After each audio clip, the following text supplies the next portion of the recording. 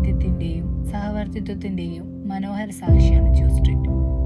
മട്ടാഞ്ചേരി പ്രദേശത്ത് സ്ഥിതി ചെയ്യുന്ന ഈ ചരിത്ര പ്രസിദ്ധമായ തെരുവ് നൂറ്റാണ്ടുകളായി കൊച്ചിയിൽ താമസിച്ചിരുന്ന യഹൂദ സമൂഹത്തിന്റെ ജീവിതകഥകളെ ഇന്നും സംരക്ഷിച്ചു നിലകൊള്ളുന്നു. ഇന്നത്തെ ആന്റിക് ഷോപ്പുകളും കലാസൃഷ്ടികളും നിറഞ്ഞ സജീവ വിനോദസഞ്ചാര കേന്ദ്രമാണ് ജൂ സ്ട്രീറ്റ്. എൻ്റെ പേര് അലി. ഇവിടെ തന്നെ ജനിച്ചു വളർന്നാണ്. ഇവിടുത്തെ ചരിത്രം എന്ന് പറഞ്ഞാൽ നമ്മൾക്ക് അറിയില്ലല്ലോ, എങ്കിലും ഇവിടെ ജൂതന്മാർ കല്യായിരുന്നു. ഈ അറ്റം വരെ ഇവിടെ മുതൽ ഹാർബർ മാർക്കറ്റ് എന്ന് പറഞ്ഞ ഒരു മാർക്കറ്റ് ഉണ്ടായിരുന്നു. ഇവിടം വരെയും ജൂതന്മാരാണ് താമസിച്ചിരുന്നത്. ഇപ്പം ജൂതപ്പള്ളിയുള്ള സ്ഥലം രണ്ട് സൈഡിലും ജൂതന്മാരാണ് താമസിച്ചിരുന്നത്. കേരളത്തിൽ ജൂയിഷ് വന്നത് 2000 വർഷങ്ങൾക്ക് മുമ്പാണ്. ഇവിടെ മലബാരി ജൂയിഷാണ് ഇവിടെ ആദ്യം വന്ന് സെറ്റിൽഡായത്. അവിടെ ട്രേഡിങ് അങ്ങനത്തെ. പിന്നീടാണ് പരദേശി ജൂയിഷ് വന്ന് ഇവിടെ സെറ്റിൽഡായത്.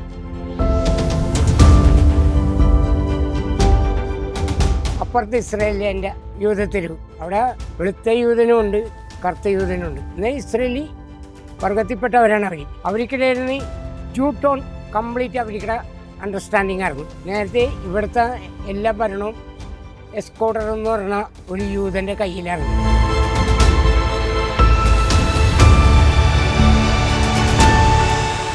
പാലസ് ഇത് രാജകുടുംബത്തിൻ്റെ പാലസാണ്. അവർക്കിടെ കുടുംബക്ഷേത്രമാണ് തൊട്ടരിയത്തുള്ളത്. അത് തമ്പുരാൻ്റെ രാജാക്കന്മാർക്കിടെ ക്ഷേത്രമായിട്ട് മാറി. രാജഭരണം മാറിക്കഴിഞ്ഞപ്പോൾ അത് ഗവൺമെൻറ്റിന് ഏറ്റെടുക്കേണ്ടി വന്നു. ഗവൺമെൻറ്റാണ് ഇപ്പോൾ ഈ പാലസ് എല്ലാം നോക്കുന്നത്.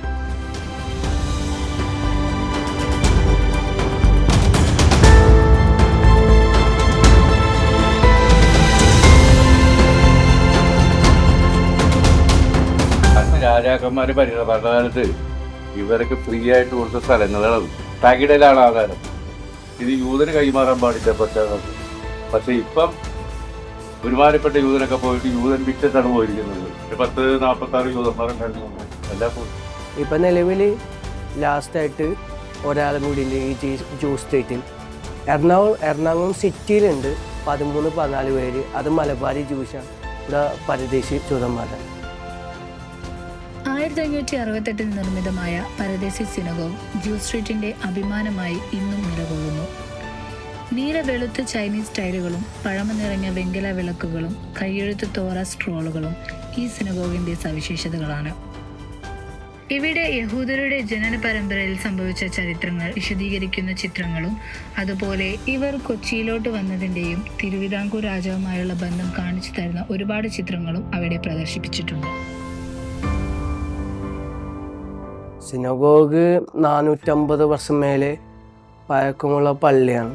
ഇപ്പോഴും പ്രാർത്ഥനയും കാര്യങ്ങളെല്ലാം നടന്നുകൊണ്ടിരിക്കുന്നുണ്ട്. പല ഭാഗത്തും ജൂതന്മാരിവിടെ വന്ന് പ്രാർത്ഥനയൊക്കെ പങ്കെടുക്കാറുണ്ട്. എല്ലാ ശബ്ബാത്ത് ഡേയ്ക്കും അവർ വന്ന് പ്രാർത്ഥിക്കാറുണ്ട്. 1662 പോർച്ചുഗീസുകാർ തകർത്ത ഈ പള്ളി പിന്നീട് ഡച്ചുകാരാണ് പുനർനിർമ്മിച്ചത്. ഇസ്രായേൽ രാഷ്ട്രം രൂപം കൊണ്ടപ്പോൾ ലോകമെമ്പാടുമുള്ള ജൂതർക്കായി ഒരു പുതിയ മാതൃഭൂമി ഉദിച്ചു. കൊച്ചിയിലെ നൂറ്റാണ്ടുകളായുള്ള ജൂത സമൂഹത്തിനും ഈ സംഭവം വലിയ മാറ്റങ്ങൾ കൊണ്ടുവന്നു. അലിയ എന്നറിയപ്പെട്ട കുടിയേറ്റ തരംഗത്തിൽ മലബാരി ജൂതരും പരദേശി ജൂതരും ഇസ്രായേലിലേക്ക് യാത്ര തിരിച്ചു. 1950കളിൽ തന്നെ കൊച്ചിയിലെ ഭൂരിഭാഗം ജൂത കുടുംബങ്ങളും സ്വന്തം വീടുകളും ഓർമ്മകളും വിട്ട് പുതിയ ജീവിതത്തിനായി പുറപ്പെട്ടു. ഈ കുടിയേറ്റത്തോടെ പരദേശി സിനഗോഗ് നിശബ്ദതയിലേക്ക് മാറി. സ്ഥിരമായി പ്രാർത്ഥന നടത്താൻ ആവശ്യമായ ആളുകൾ കുറയുകയും ആഘോഷങ്ങൾ അപൂർവമാവുകയും ചെയ്തു. ഇന്ത്യയിലെ ഏറ്റവും പഴക്കമുള്ള യഹൂദ ആരാധനാലയങ്ങളിൽ ഒന്നായും കൊച്ചിയിലെ യഹൂദ സമൂഹത്തിന്റെ സമ്പന്നമായ പൈതൃകത്തിന്റെയും മതസൗഹൃദത്തിന്റെയും അഭിമാന പ്രതീകമായും ഇന്നും ഈ പള്ളി നിലകൊള്ളുന്നു.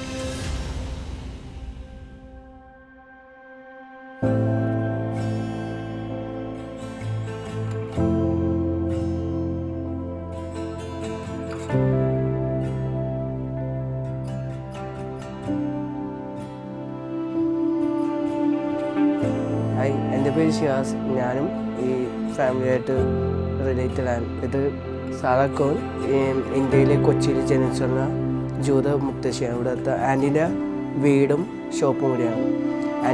ആൻറ്റി ജനിച്ചുള്ളത് കൊച്ചിയിൽ തന്നെയാണ്.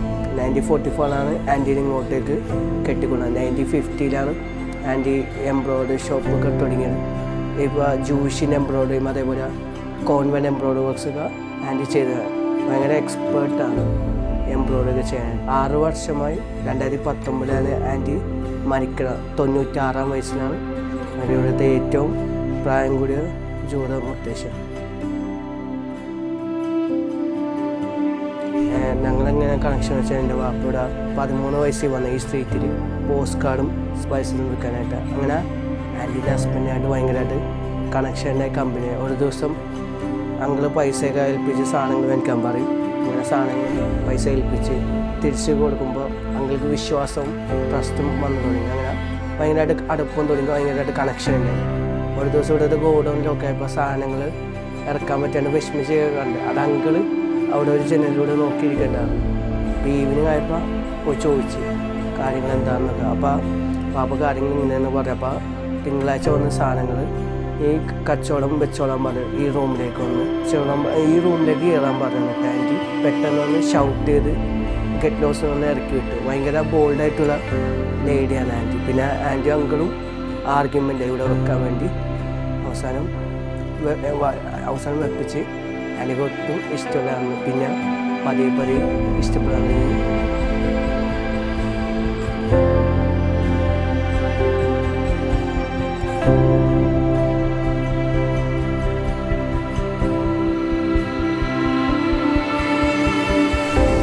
ആൻറ്റീൻ്റെ വെളുക്കാണത്. അതെല്ലാം വെള്ളിയാഴ്ച ഷബ്ബാദിന് ഞങ്ങൾ 6 മണിക്ക് വെളുക്കത്തിക്കാണ്. പിന്നെ അത് കഴിഞ്ഞാൽ സെയിൽസ് ഒന്നും ഉണ്ടാവാറില്ല. പിന്നെ അവർക്ക് ആൻറ്റിക്ക് മക്കൾ ഉണ്ടായില്ല. എൻ്റെ വാപ്പ അവർക്ക് സ്വന്തം മോനാണ്. ആൻറ്റീൻ്റെ ഹസ്ബൻഡ് മരിക്കാൻ 1999 അതിന് മുന്നേ എൻ്റെ വാപ്പ എന്ന് പറഞ്ഞ് ഞാനില്ലെങ്കിൽ നോക്കിക്കോളാൻ പറഞ്ഞു. ഒരു ഒസ്യത്ത് പോലെ എൻ്റെ വാപ്പ. പിന്നീട് 19-20 വർഷം മരണം വരെ എൻ്റെ വാപ്പ ആൻറ്റിയെ നോക്കി. ആൻറ്റി തിരിച്ച് നമ്മുടെ ഫാമിലിയും എൻ്റെ ഫാദറും വളർത്തി. ആദ്യം ആൻറ്റി 20 വർഷത്തിന് വേണ്ടി എൻ്റെ വാപ്പാനെ വളർത്തിയില്ല. പിന്നീടാണ് ആൻറ്റിയും എൻ്റെ വാപ്പയും ഫാമിലിയും കൂടി നോക്കാം. ഇതെന്താണെന്ന് വെച്ചാൽ ഇവർ ജൂയിഷും ഞങ്ങൾ മുസ്ലിം. ഇതൊരിക്കലും ഒരു മതമോ ഒന്നല്ല. മനുഷ്യത്വമല്ല. സ്വന്തം ഉമ്മയും മോനും തമ്മിലെ ബോണ്ടിനാണ്.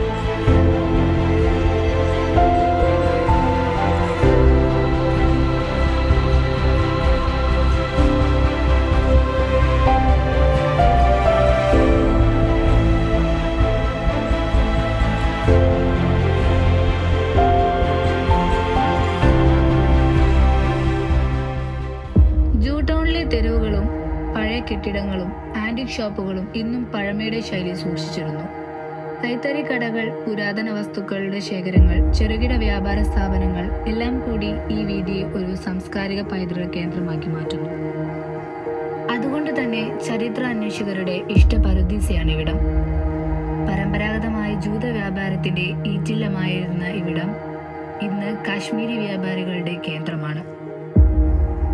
ചരിത്ര പാരമ്പര്യത്തോടൊപ്പം തന്നെ കേരള പോലീസ് മ്യൂസിയം ജൂതത്തെരുവിന്റെ മറ്റൊരു പ്രത്യേകതയാണ്.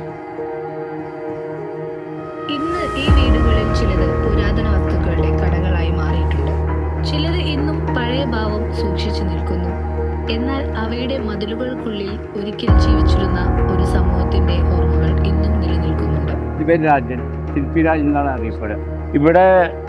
ഇവിടെ എൻ്റെ മൊത്തം ഒരു തോള വർക്കുണ്ട്. മൊത്തം ഒരു 150 പരം വർക്കുകളുണ്ട്. ഇപ്പോൾ ഞാൻ ചെയ്തുകൊണ്ടിരിക്കുന്നത് ഒരു തെങ്ങിൻ്റെ കടയിലുള്ള ഇൻസുലേഷൻ വർക്കാണ് ചെയ്യുന്നത്. പിന്നെ ഇവിടെ എൻ്റെ ശില്പങ്ങളുണ്ട്.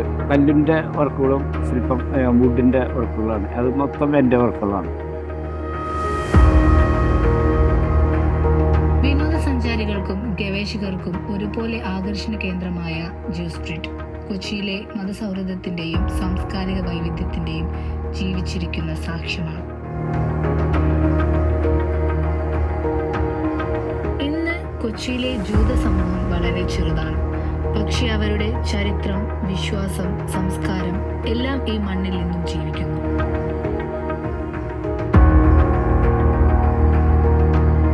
ജൂ സ്ട്രീറ്റ് നിശബ്ദമായിരിക്കാം, എന്നാൽ അതിന്റെ മതിലുകൾ ഇന്നും നൂറ്റാണ്ടുകളുടെ കഥകൾ പറയുന്നു.